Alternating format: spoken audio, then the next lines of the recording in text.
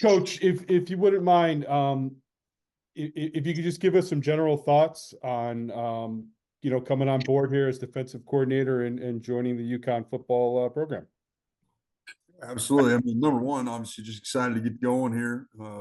Flew in, I guess it was 2 days ago. It's kind of been a whirlwind, but excited to work with Coach Mora, the staff. Obviously, Coach Mora's experience at all levels of football and success he's had building programs and organizations was exciting for me. Number two, the fact that I get to come in here and he was on board with allowing me to take control of the defense and the defensive staff. That was intriguing. And ultimately, I think a place like UConn fits kind of places I've been already is, you got to do a good job of trying to evaluate, develop, and create a unit that thrives on doing the things you can control well. You may not always be the most talented, but you better be the hardest playing, toughest, most physical defensive unit you can create. So honestly, that excited me about it, and just looking forward to working through this process right now. Okay, great. Folks, if you want to ask a question, just use the raise your hand and we'll get to you.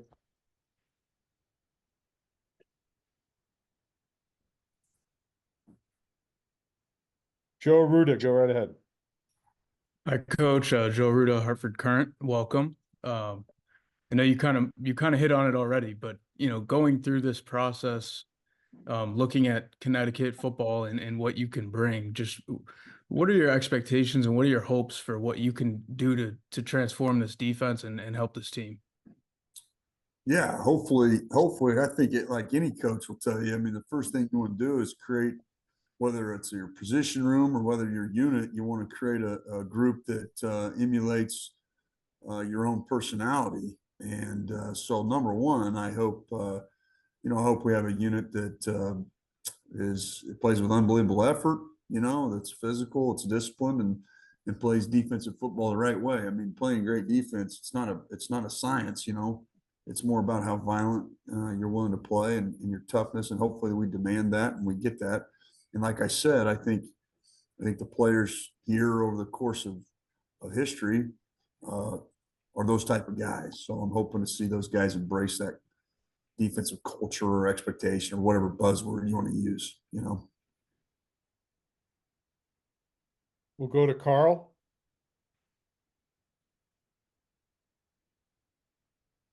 Carl, you on mute?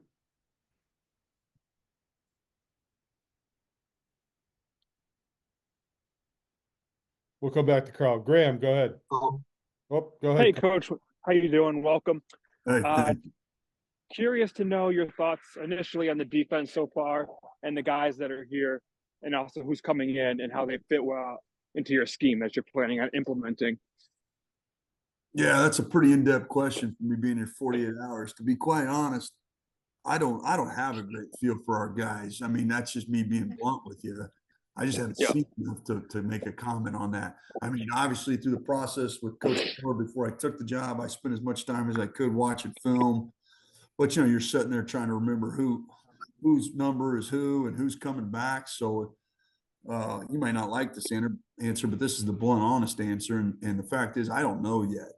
That's a better question for me as we get into spring ball, or at least watching more workouts and things like that. As far as how they fit in personnel wise, I can probably speak on that a little better. That was part of the discussion through the interview process. You're going obviously from a really a traditional 4-down, 4-2-5 nickel structure to everybody says this is a 3-3-5 defense. And I've told our players, I've told our coaches, this is really a 3-3-5 personnel. And one snap, we may look like a 3-man front. The next snap, we may look more like they looked last year as far as a 4-down front. So what I'm saying is we are different in what a lot of defenses are, I think, where you've got all these teams that are starting to go package-based defense, more like the NFL.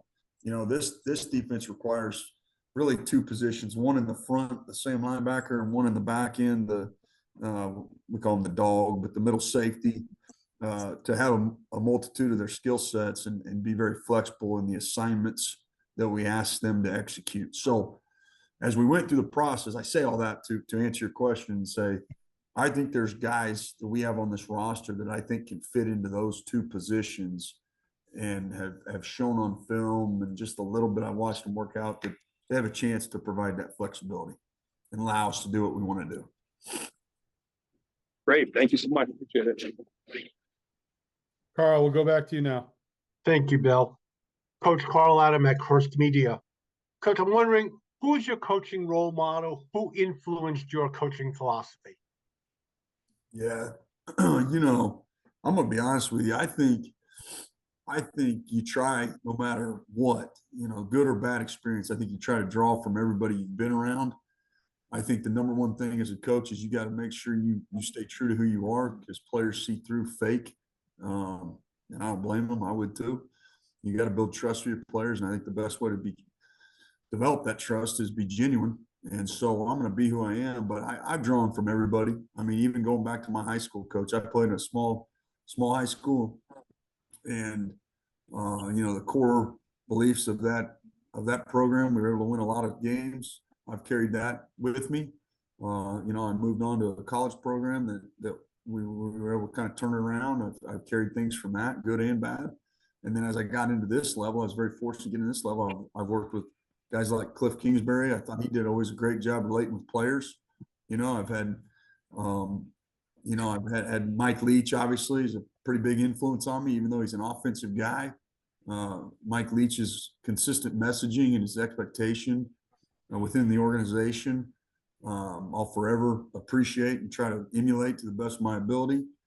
And then, you know, defensively, Zach Arnett, the guy I worked for here in the last 4 years, you know, as a linebacker coach, and then as the defense coordinator, he became the head coach of Mississippi State. I mean, I've drawn from him as well, my defensive philosophy and how I want to attack people. So I think you take good and bad, you try to learn from them and all the people you've been with. Joe Zone, go ahead. Hi, Coach. Welcome. Joe Zone, the CBS station in Hartford. Yes, sir. Your philosophy for coaching defense, do you mold your team around your philosophy, or will you change your philosophy a little bit based on the talent you have? I think you have this is probably gonna be a long answer, but I think in general, right, you have your structure, you have your belief system, and then within that you have to evolve and you have to emphasize certain aspects of the defensive package or lessen how much you utilize certain packages or calls or coverages, where it may be, based on your personnel. So I think it's a mix of both, to be honest with you. I think as a coach, our number one job is to put the best 11 defenders on the field doing things that hopefully they can do, you know, and that's an ever evolving process, I think. So I think this package or this defense allows for that natural flexibility, and then it's my job and our defensive coach's job to find the puzzle pieces that fit and where they fit. Okay, Coach. Thank you. Yes, sir. Roger, go ahead. Hey, Coach. Roger Cleveland from the Waterbury Republican American newspaper. I'm just curious as to what intrigued you about this job initially, why you would think, you know what, that's a good place to apply, because obviously there's been a lot of down years here lately. There's a lack of talent. There are people leaving the program. There must be something, whether you just love a challenge or you love Coach Morrow. Why would you come here? Yeah, number one, like I said initially, was Coach Morrow's had a great track record, no matter where he's been. He's been successful. And number two, you know, I do like a challenge. And I also think that, you know, simply put, I got a chip on my shoulder trying to prove people wrong. Right. And so, you know, I'd like to see us improve it. And let's face it now, guys. I mean, I think this is a team that was in 4 one-score ball games, I believe. Okay. Last year, the year before that, it won 6 games, if I'm not mistaken, or 7.